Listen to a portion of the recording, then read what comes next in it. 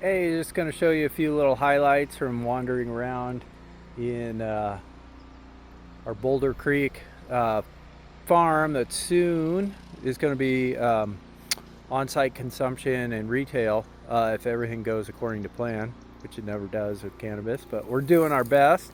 So hopefully this fall we'll be able to open up for tours and on-site consumption and retail.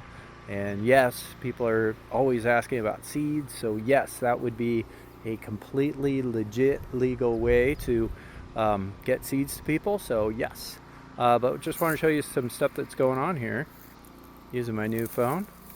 So you never know what's going to pop up from last year. This place is so overgrown right now because we've been spending our time on other things. But yeah, if anyone knows what that is, it's a cool sacred medicine plant. And yeah, so this is our hugelkultur beds. They're super overgrown. You can see right here they're lined with logs that are just decomposing into the bed itself. Anyway, and yeah, I'll show you some other stuff here in a second. All right, this is pretty amazing. As I've said many times before, our farm basically runs on wood chips from fallen trees and trees we had to take down for defensible space because wildfire is an unfortunate reality out here in California in the hills here. So yeah, we have to, part of responsible fire safety defensible space management, we do have to take trees that are close to structures. So, and when we got this property a long time ago, or a number of years ago, it was a summer camp that no one had really taken care of for quite a while. So it was just super overgrown, tons of fallen trees and such. So we ended up cleaning up all those trees, but then we had these huge trees that we couldn't fit in our chipper. And then we finally found this tool that's called a cone. It's like a corkscrew cone thing that we put on the front of our track loader for anyone who's into equipment, such as we have an excavator too. So yeah, we're hippies, but we also use technology and equipment. We try and work smart and efficient while also doing everything as organic as possible. But anyway, yeah, so we put this corkscrew tool on the front of our track loader, and it's able to split really fat logs to get them to a size where we can throw them in our chipper. So if you guys aren't aware of that, definitely check out that tool. It's very cool if you have really thick logs that you can't chip, use that, and then all of a sudden they're the size that you could chip. I'm going to show the enormity of this wood chip pile though. It's just, and all of these wood chips are gonna go into our garden, and these are like 2, 3, 4-year-old fallen trees that from just when we were cleaning up the property when we first moved up here. So again, we're trying to get the forest, do a responsible forest management, and just get everything under control for fire, but also just yeah, that's just forest actually does sort of need to be managed. So I'll show you. So we had these logs like this, and again, these are down trees or trees that were really close to buildings. So as you can see, these are big fat logs, but with that corkscrew drill, we're able to split these down to size and then chip them. And the good news is they're all going to go into our garden beds, and all the mycelium will take off, and then we'll have really, really, really live beds that are fueled by mycelium and decomposing forest stuff. So it's kind of cool. All the inputs just come from the property.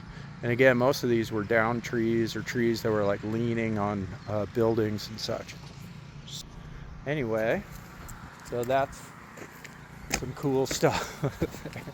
I'll show you a few other things if you're interested. All right. Okay, now I'm gonna show you we call this our hexagon garden, and this is our main garden where we grow all of our landrace varieties. And so we finally, and by the way, sorry, there's machinery sounds going on. We're actually trying to mow all the grass down right now. And yeah, we are hippies. Some people have mentioned, why don't you get goats to eat everything? And to tell you the truth, we have done the goat thing before. It's, by the way, in theory it sounds great, and yes, goats are super cool. We've done it, but there's a problem too, is we're in the wilderness here with mountain lions, and unfortunately, hate to say it, but yeah, we've had some goats taken out by mountain lions as well. And then another thing with goats is then you have to house the goats, and goats and cannabis are a really dangerous mix because goats love cannabis. I actually know a few people who goats got into their cannabis garden, and it was just a bloodbath. I mean, absolutely destroyed all the cannabis plants. So sometimes, you know, there's hippy dippy solutions, and it's really cool. And if you have, you know, all the time in the world to do all those things, it's super cool. And if you can do them, then awesome. We've actually done goat grazing, and we may actually do goat grazing out in the forest a little bit, but you just have to be real careful about mixing goats with cannabis, because again, they will devour your cannabis in a matter of hours. They love it. So I'm going to show you just here what's going on. So these, yeah, I think there's about 120 of these custom hexagon pots. And by the way, all those wood chips that we have are going to be brought up here to fill in, because all these baskets are meant to be actually buried in wood chips at some point. It's just taken us a long time, especially because we're always dealing with all the regulations in the licensed cannabis space. So it really takes up a lot of your time, and sometimes it's hard to focus on just all the farming and land management stuff you want to do, because you're like filling out paperwork, doing inspections, applying for new licenses, filing all sorts of things. So, but anyway, we've come a long way since in a number of years here, and we're getting a pretty cool place. We're going to introduce a lot of beneficial complementary plants and flowers this year and get a lot more color going. But here's just one of the boxes, and yes, these are all hexagons, and we did pick the hexagon, just sacred geometry. It is the strongest shape, but then also, as many of you know, beehives are actually constructed of all hexagons. So there's just lots of cool things surrounding the hexagon shape. And then these are it's all local milled redwood. So, and some of it actually, a good possibility even came from our property here, when we had to clear some redwood as well for forest management. So anyway, this is all local redwood, and then it's stainless steel gopher wire. So that's food grade stainless steel gopher wire under there to make sure the gophers don't. That's another animal that loves cannabis and will take out even 10-foot giant plants. It'll eat the entire root system. Here's a stalk from last year. So very interesting.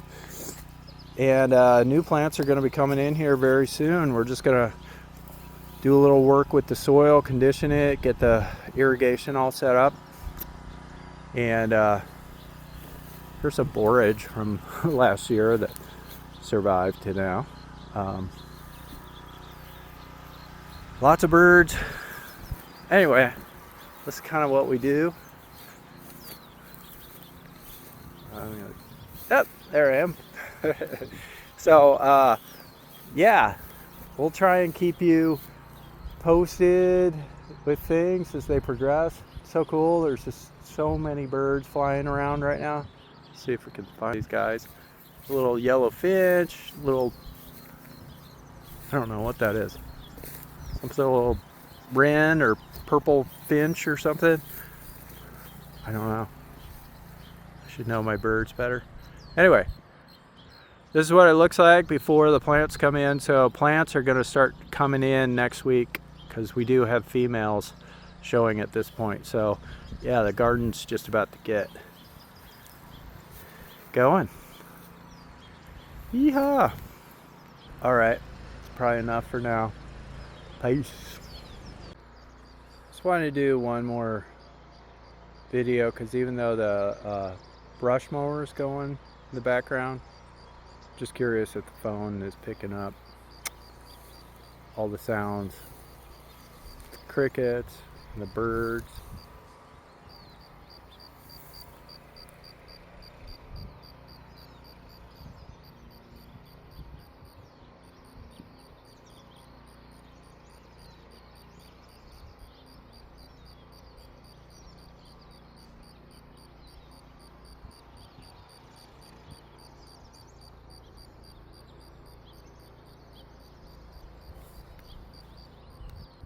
Nice.